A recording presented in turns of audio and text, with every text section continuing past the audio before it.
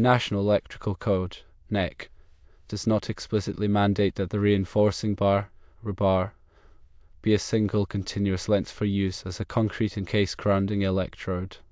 The primary goal of the code is to establish a low resistance pathway to ground, facilitating the safe dissipation of fault currents. Whether using multiple rebar sections connected with steel tie wires achieves this goal reliably is debatable. Concerns about the quality of electrical contact between rebar sections joined only by tie wires are valid. These connections might not consistently offer the low resistance path desired for effective grounding. A more robust connection method improves grounding reliability. Welding the rebar sections together creates a continuous electrical path and significantly reduces resistance at the joint. This approach ensures a more reliable and consistent grounding electrode. When welding, use appropriate welding techniques and materials to ensure a strong and durable connection. The welds should be capable of withstanding the corrosive environment within the concrete. Using a continuous length of rebar eliminates connection issues entirely. If practical, using a single, unbroken length of rebar is the best approach. This removes the uncertainty of tie wire connections or the added effort of welding. In situations where multiple rebar sections must be used, several steps improve the grounding connection. Firstly, ensure tie wires are tight and secure. Use pliers to tightly twist the tie wires, maximizing contact pressure between the rebar sections. Secondly, consider using a conductive paste or grease on the connections. These compounds fill small air gaps and increase the contact area, reducing resistance. Thirdly, inspect connections regularly, especially in corrosive environments. Over time, corrosion can degrade the connections, increasing resistance. Periodically inspect the tie wires and connections for signs of corrosion or loosening. If you find loose or corroded connections, tighten or replace them immediately. Fourthly, supplement the rebar with additional grounding electrodes. Combining the rebar with other grounding electrodes such as ground rods or ground plates enhances the overall grounding system. Multiple grounding electrodes in parallel lower the total grounding resistance. Fifthly, measure the grounding resistance to verify effectiveness. Use a ground resistance tester to measure the resistance of the grounding electrode system. Compare the measured resistance to code requirements and industry best practices. If the resistance is too high, improve the connections or add additional grounding electrodes. The integrity of the concrete encasement also influences the effectiveness of the grounding electrode. Ensure the rebar is fully encased in concrete with adequate concrete cover to protect it from corrosion and physical damage. The concrete provides a stable and conductive environment for the grounding electrode. The size and number of rebar sections can also affect grounding performance. Consult the NEC to determine the minimum size and length requirements for concrete encased grounding electrodes. Using larger diameter rebar or multiple parallel rebar sections can reduce grounding resistance. For example, NEC section 250.52 A3 specifies requirements for concrete encased electrodes. This section stipulates that the electrode must be at least 20 feet in length and consist of either a minimum of 20 feet of bare copper conductor not smaller than 4 American wire gauge (AUG), or at least 20 feet of 1/2 inch diameter rebar. It's also crucial to consider the soil conditions surrounding the concrete encased electrode. Soil resistivity significantly affects the overall grounding resistance. In areas with high soil resistivity, such as sandy or rocky soils, additional grounding measures may be necessary to achieve acceptable grounding resistance.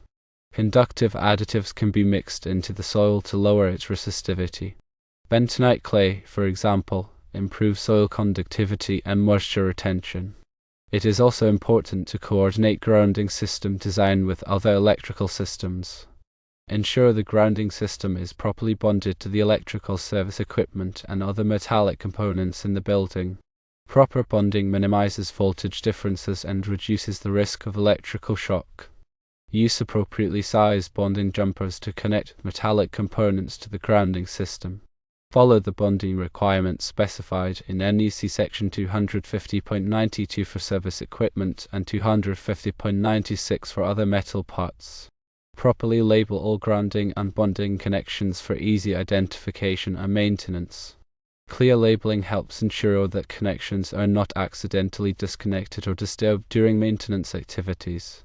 Use durable labels that are resistant to environmental conditions such as moisture and UV exposure. Regularly inspect and test the grounding system to verify its continued effectiveness. Perform visual inspections of connections and components for signs of corrosion or damage. Use a ground resistance tester to measure the grounding resistance and compare it to previous measurements. Keep records of all inspections and tests, including dates, findings, and corrective actions taken. These records are useful for tracking the performance of the grounding system over time and identifying potential problems early. Furthermore, consider the impact of transient voltages on the grounding system. Transient voltages, such as those caused by lightning strikes or switching surges, can stress the grounding system and potentially damage equipment.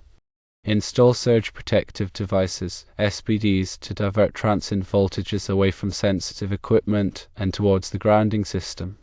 SPD should be installed at the service entrance and at downstream distribution panels. Select SPD with appropriate voltage and current ratings for the specific application. Consider the environmental conditions when selecting grounding materials. In corrosive environments, use corrosion-resistant materials such as copper-clad steel or stainless steel. Protect grounding conductors and connections from physical damage. Route grounding conductors in protected areas or use conduit to shield them from mechanical stress. Ensure that grounding connections are accessible for inspection and maintenance. Avoid bearing connections in inaccessible locations. Use grounding bushings and hubs to provide a secure and reliable connection between grounding conductors and metallic enclosures. Grounding bushings and hubs provide a smooth, low-impedance path for ground fault currents. When installing grounding electrodes, follow manufacturer's instructions and local electrical codes. Proper installation is essential for ensuring the effectiveness and longevity of the grounding system. Obtain necessary permits and inspections from local authorities before installing or modifying a grounding system. Compliance with local codes and regulations is mandatory. Consult with a qualified electrical engineer or electrician when designing or installing a grounding system. A professional can assess the specific needs of your application and recommend the best grounding solutions. Consider the potential for future expansion or modification of the electrical system when designing the grounding system. Design the grounding system with sufficient capacity to accommodate future loads. Use modular grounding components that can be easily expanded or reconfigured as needed. Educate personnel about the importance of proper grounding and bonding. Provide training on how to inspect and maintain grounding systems. Encourage personnel to report any signs of grounding problems immediately. Regularly review and update grounding system designs and procedures to reflect changes in codes, standards, and best practices. Stay informed about the latest developments in grounding technology and incorporate them into your grounding practices. Document all grounding system designs, installations, and modifications. Maintain accurate records of grounding system components, locations, and test results. These records are valuable for troubleshooting and maintenance purposes. Use grounding system modeling software to simulate the performance of the grounding system under various fault conditions. Modeling software can help identify potential weaknesses in the grounding system design. Implement a proactive grounding maintenance program.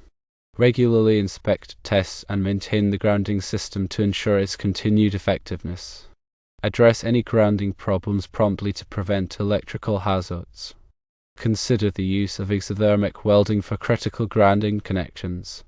Exothermic welding creates a permanent molecular bond between grounding conductors and metallic components. This type of connection is highly resistant to corrosion and vibration. When using exothermic welding, follow the manufacturer's instructions carefully. Wear appropriate safety equipment, including gloves, goggles, and a face shield. Use a grounding electrode locator to verify the location and depth of buried grounding electrodes.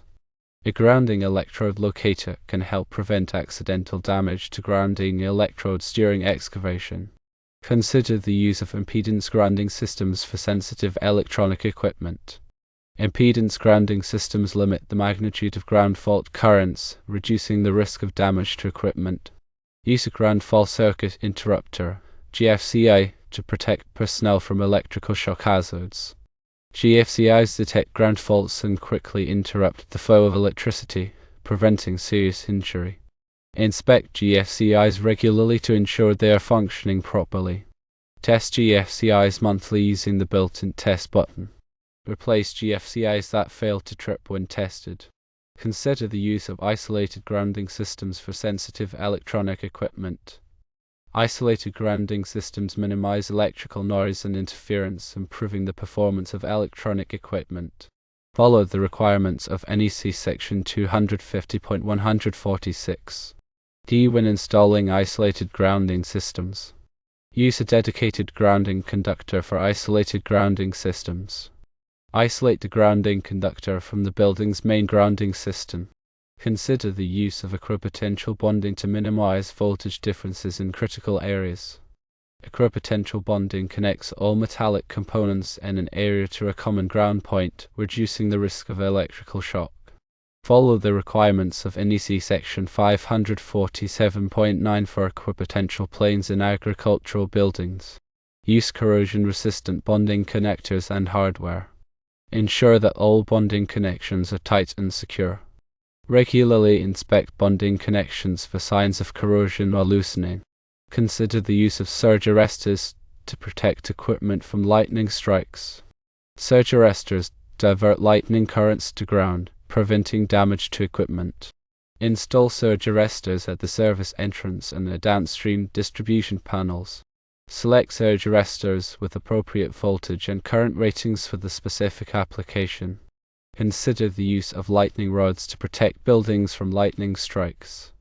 Lightning rods provide a preferential path for lightning to strike, diverting the current away from the building structure. Install lightning rods according to the requirements of NFPA 780 standard for the installation of lightning protection systems. Consider the use of grounding mats to provide a safe working surface in electrical substations. Grounding mats provide a low impedance path to ground, reducing the risk of electrical shock. Use grounding mats that are designed for the specific application. Ensure that grounding mats are properly bonded to the grounding system. Regularly inspect grounding mats for signs of damage or deterioration. Consider the use of conductive concrete to improve grounding performance in certain applications. Conductive concrete contains additives that increases electrical conductivity. Use conductive concrete in areas where low grounding resistance is critical. Follow manufacturer's instructions when mixing and placing conductive concrete. Regularly test the grounding resistance of conductive concrete installations. Consider the use of sacrificial anodes to protect buried metallic structures from corrosion. Sacrificial anodes are made of a more reactive metal than the structure they are protecting. The anode corrodes instead of the structure, extending the life of the structure. Use sacrificial anodes that are compatible with the soil conditions. Regularly inspect sacrificial anodes to ensure they are functioning properly. Replace sacrificial anodes as needed. By implementing these best practices, you can ensure that your grounding system provides a safe and reliable path to ground, protecting people and equipment from electrical hazards. The information provided is for general guidance only and should not be considered a substitute for professional advice. Always consult with a qualified electrical engineer or electrician for specific grounding system design and installation requirements.